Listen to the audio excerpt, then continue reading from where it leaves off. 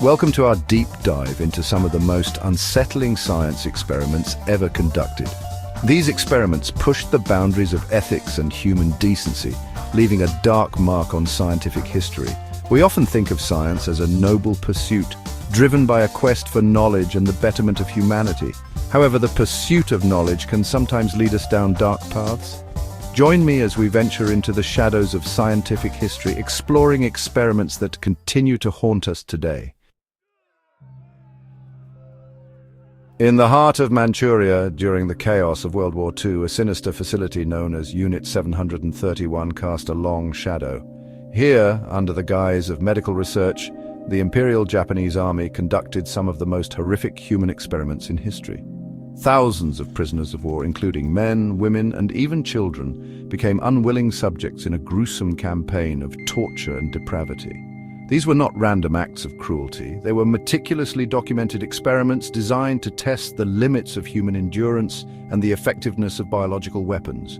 Prisoners were infected with plague, cholera, anthrax, and other deadly diseases, their suffering meticulously recorded. Vivisections were performed without anesthesia, their organs removed for examination while the victims were still alive. The horrors of Unit 731 defy comprehension. The scientists, driven by a twisted sense of scientific curiosity and national ambition, seem to have abandoned all sense of humanity. The scale of suffering inflicted within those walls is a stark reminder of the darkness that can lie at the heart of unchecked ambition. After the war, many of those involved in Unit 731 escaped prosecution, their crimes buried under a veil of secrecy. It is only in recent decades that the full extent of the horrors perpetrated at Unit 731 has come to light, a chilling reminder of the fragility of human compassion and the devastating consequences of unchecked power. In the realm of scientific exploration, the pursuit of innovation can sometimes lead to unsettling outcomes. Such was the case with the work of Soviet scientist Vladimir Demikov, a pioneer in the field of organ transplantation. In the 1950s, Demikov achieved the seemingly impossible, creating two-headed dogs through a series of groundbreaking, albeit ethically questionable, surgical procedures. Imagine, if you will, the spectacle of a dog with two heads, each capable of independent thought and action. Demikov's experiments involved grafting the head and upper body of a smaller dog onto the neck of a larger host dog, connecting their circulatory systems. The results were both fascinating and disturbing, a testament to the ingenuity of the human mind and the ethical complexities of scientific progress. These surgically created chimeras lived for days, even weeks, their two heads often displaying contrasting behaviors. One head might lap up water while the other, oblivious, attempted to bite its companion. These experiments, while undeniably groundbreaking in the field of organ transplantation, sparked widespread debate about the ethical boundaries of scientific exploration.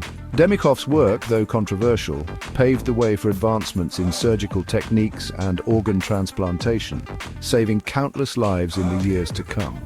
Yet the image of those two-headed dogs, a testament to both human ingenuity and our capacity for unsettling creations, continues to provoke debate about the limits of scientific ambition. Chapter 3. The Stanford Prison Experiment, Unveiling the Darkness Within. In the annals of social psychology, few experiments are as renowned and as unsettling as the Stanford Prison Experiment. Conducted in 1971 by psychologist Philip Zimbardo, the experiment sought to explore the psychological effects of power dynamics, specifically the impact of prison life on human behavior.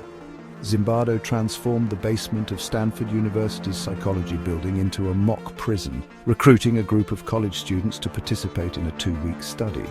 The participants, all deemed psychologically stable, were randomly assigned roles, guards, or prisoners. What unfolded over the next 6 days shocked even Zimbardo himself. The guards, given uniforms and instructed to maintain order, quickly became authoritarian and abusive. The prisoners, stripped of their identities and subjected to dehumanizing treatment, exhibited signs of extreme stress, depression, and even emotional breakdowns. The experiment, initially planned to last 2 weeks, was abruptly halted after just 6 days, due to the escalating abuse and psychological distress exhibited by the participants. The Stanford Prison Experiment served as a chilling testament to the power of situational forces to influence human behavior, revealing the ease with which ordinary individuals can succumb to cruelty and tyranny when placed in positions of authority. Chapter 4. The Monster Study, a Stain on Speech Therapy. In 1939, in the quiet corridors of the University of Iowa, a speech pathologist named Wendell Johnson embarked on an experiment that would later be dubbed the Monster Study, a testament to its cruel and unethical nature. Johnson, driven by a desire to understand the causes of stuttering, chose 22 orphan children as his subjects, unaware of the lasting trauma his experiment would inflict. These children, already vulnerable and longing for connection, were divided into two groups. One group received positive speech therapy, their fluency praised and encouraged. The other group, however, endured a cruel twist of fate. They were subjected to negative speech therapy, their every imperfection criticized and belittled. The results were devastating. The children subjected to negative reinforcement not only failed to improve their speech, but also developed severe psychological problems, their self-esteem shattered by the constant criticism. Many of these children carried the emotional scars of this experiment throughout their lives, their fluency forever hampered by the cruelty they endured.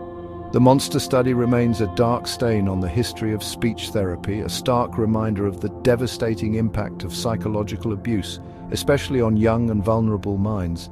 It serves as a cautionary tale, highlighting the ethical boundaries that must never be crossed in the pursuit of knowledge.